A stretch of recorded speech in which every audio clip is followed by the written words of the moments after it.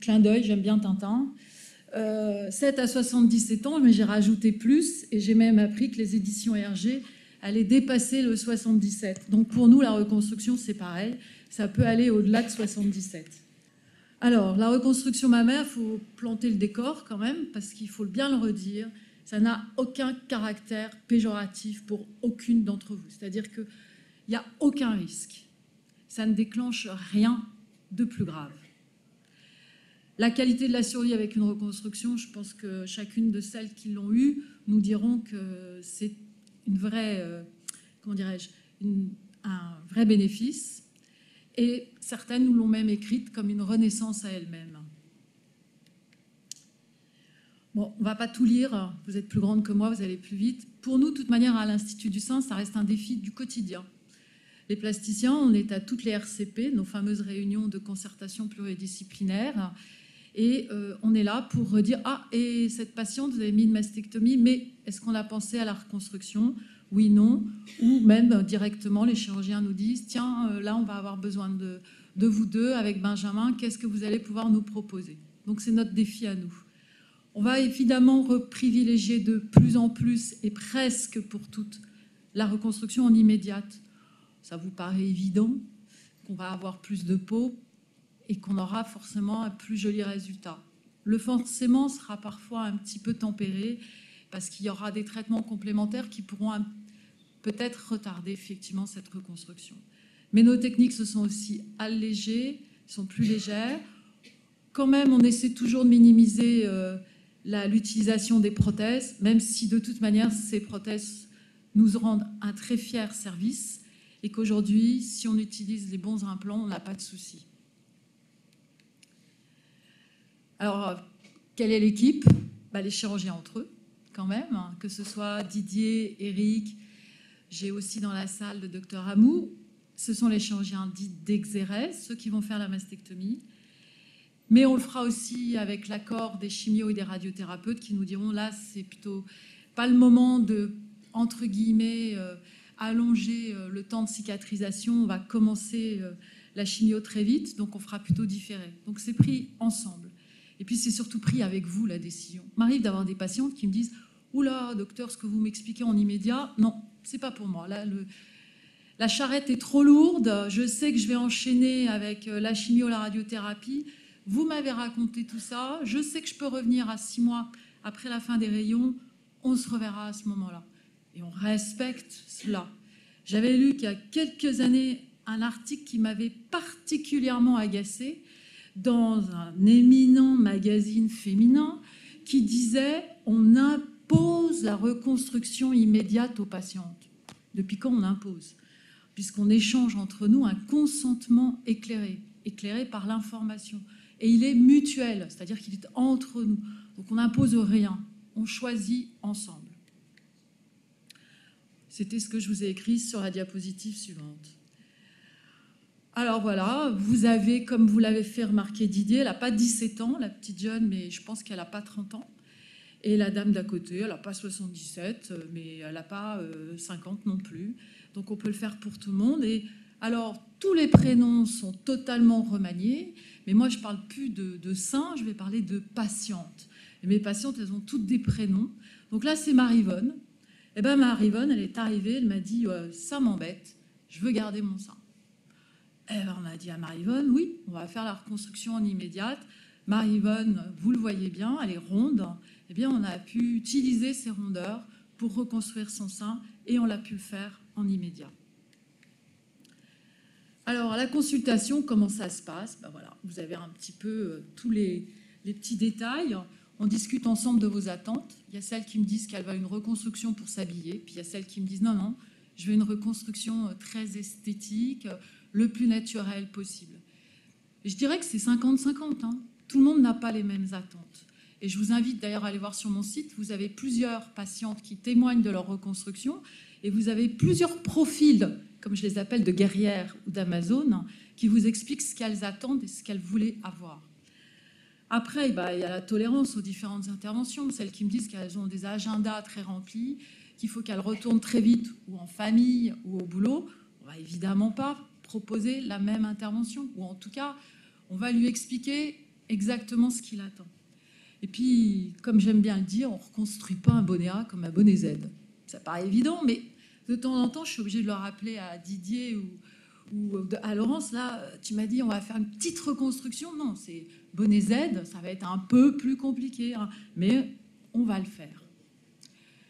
Et puis, voilà, nous programmons donc ensemble cette reconstruction pour notre défi ensemble. Toujours la même, mais pour expliquer que la reconstruction, j'enfonce les portes ouvertes, c'est évident, on va reconstruire un volume. Jusque-là, docteur, on n'est pas venu à Octobre Rose pour l'entendre. On va essayer de symétriser. C'est compliqué un sein parce qu'il y en a deux. Et ils se ressemblent. Donc, on va faire en sorte qu'ils soient le plus proches possible l'un de l'autre. On va reconstruire l'aréole et le mamelon aussi parce qu'il faut le faire. Vous êtes au bout de la reconstruction, vous êtes cicatrisé, tout va bien. Vous avez peut-être eu la chimio, vous avez peut-être eu la radiothérapie, vous avez eu l'hormonothérapie. On ne va pas le dire aux oncologues qui vous embêtent, hein, l'hormonothérapie. J'ai bien précisé l'hormonothérapie. Oui, Eric et Anatole. Et vous me dites, ah non, là, j'ai plus le courage, docteur. Alors là, j'ai une bonne nouvelle. Elle est avec nous, elle est juste là à côté. Maintenant, on a un tatouage 3D, j'aime pas trop, mais j'ai un tatouage en trompe-l'œil. C'est un peu la découverte de la perspective, comme on l'a fait en architecture. Ce tatouage, c'est magique. Ça donne l'identité au sein, parce que c'est plus une reconstruction, c'est votre sein. Ça donne une finition à ce sein, et ce n'est qu'un tatouage, c'est un dessin. Si vous voulez avoir en plus une petite mouette ou une fleur ou un dauphin, pourquoi pas ? Mais votre mamelon, votre aréole en 3D, c'est extraordinaire. Dans le miroir, il est là. Il est là en entier. Et bon, vous passez la main, ok, il n'y a pas le relief, mais sincèrement, ça finit tellement bien. Puis si vraiment vous voulez le relief du mamelon, allons-y, c'est une petite greffe de mamelon. Rendez-vous à la clinique, on fait ça sous anesthésie locale, ça ne fait pas du tout mal, promis craché. Je ne suis pas arracheur de dents, donc je peux le promettre. Ça fait pas mal et on finit. Et franchement, ça vaut la peine. Et si les deux seins ne sont pas tout à fait pareils, c'est pas grave. On met le mamelon et l'aréole et il devient un sein. S-E-I-N. Et tout ça pour dire que finalement, en reconstruction, même en une seule intervention, on peut tout faire. Là, voilà, vous avez l'or. Et pour toutes, elle nous le dit, la reconstruction différée était possible, évidemment. On a commencé 6 mois après la fin des rayons, parce qu'il faut laisser autant le temps à la peau de cicatriser, parce que la radiothérapie, c'est une forme d'agression comme la chirurgie. Il faut lui laisser le temps de cicatriser et de se reposer. Et là, on a fait un grand dorsal avec prothèse, et le mamelon et l'aréole. Après, vous avez Alice. Elle m'a dit, ah, attends, docteur, j'ai pas eu la radio, j'ai pas de radiothérapie, je veux le truc le plus simple possible, j'ai mes enfants à la maison qui m'attendent, j'ai le sein qui tombe un peu, il tombe depuis longtemps, c'est pas bien grave, vous me faites la même chose. Eh bien, on a mis une simple prothèse et on a reconstruit le mamelon et l'aréole. Il y a un petit relief, parce que là, à l'époque, je faisais beaucoup plus de greffe de mamelon et de tatouage au bloc, mais je vous rappelle, il y a le tatouage en 3D qui est beaucoup plus joli encore. Annie, pareil. Alors elle, il fallait tout garder, le maximum. Il fallait le minimum de cicatrices. Et à l'époque, on ne pouvait pas lui garder son mamelon et son aréole. Ce n'était pas possible. La lésion était trop proche du mamelon et de l'aréole. On a fait exactement ablation mamelon-aréole en passant par une cicatrice tout autour de l'aréole. On a vidé l'étui cutané de sa glande mammaire. Et moi, je suis venue mettre dedans des tissus à elle qui viennent du dos avec une toute petite prothèse, la prothèse permettant d'avoir justement cette jolie projection du sein qu'on aime tant. Et puis, on a reconstruit le mamelon et l'aréole. Reconnaissez quand même que mon sein blanc, là, il n'est pas top, hein, franchement. Reconstruit avec son mamelon et son aréole, il lui appartient beaucoup mieux. Claude, quant à elle, plus ronde, elle a eu une récidive sur un traitement conservateur. La peau du sein avait été irradiée. Et là, la reconstruction est plus complexe. Si je mets une simple prothèse sous la peau, on a 50% d'échecs. Peau irradiée sur prothèse, 50% d'échecs. Et souvent, très souvent, des résultats pas très jolis. Donc là, on a opté pour une reconstruction avec ses tissus à elle, rien qu'à elle, et sans prothèse. Et vous avez le résultat. Pour toutes, on l'a dit au début, pour toutes. Là, Catherine, franchement, la cicatrice, pas simple, bien adhérente, qui vient me voir en me disant je sais que vous allez me dire qu'on ne peut rien faire, mais quand même, vous ne pouvez pas... Bah si, on a simplement utilisé une bonne vieille technique qui s'appelle le lambeau de cran dorsal, qui a permis d'améliorer la paroi, nous apporter finalement la peau que le chirurgien de mastectomie avait enlevée, et on a pu reconstruire son sein symétrique à l'autre.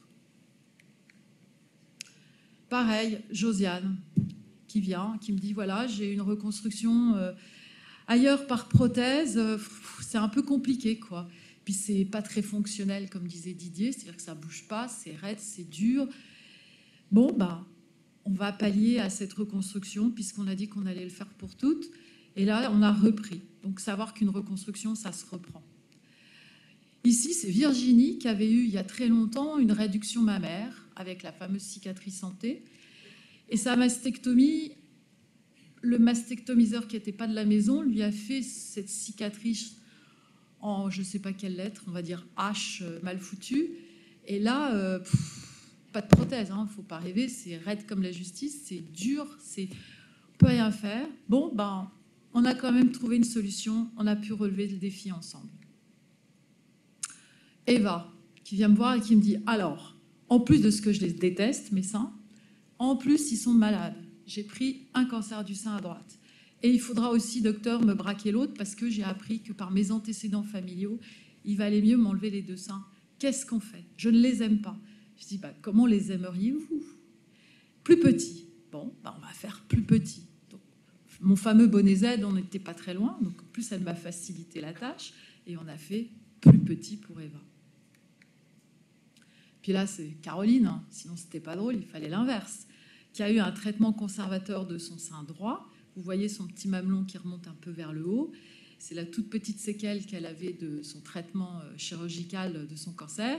Elle rêvait évidemment l'inverse, elle voulait plus de seins. Eh bien, allons-y, on a mis une petite prothèse de chaque côté et ça lui a permis de se reconstruire pour elle et de réaliser ce rêve. Qui choisit quoi? Je reviens. Le qui choisit quoi, c'est nous ensemble. Personne ne vous imposera quoi que ce soit. Il faut juste en discuter et peser ensemble les avantages et les inconvénients. Dernier mot aux paroles, aux patientes. Elles le disent toutes quand même que c'est important pour elles, c'est important pour nous et c'est important pour notre équipe que chacune d'entre vous puisse bénéficier d'une reconstruction. Je vous remercie.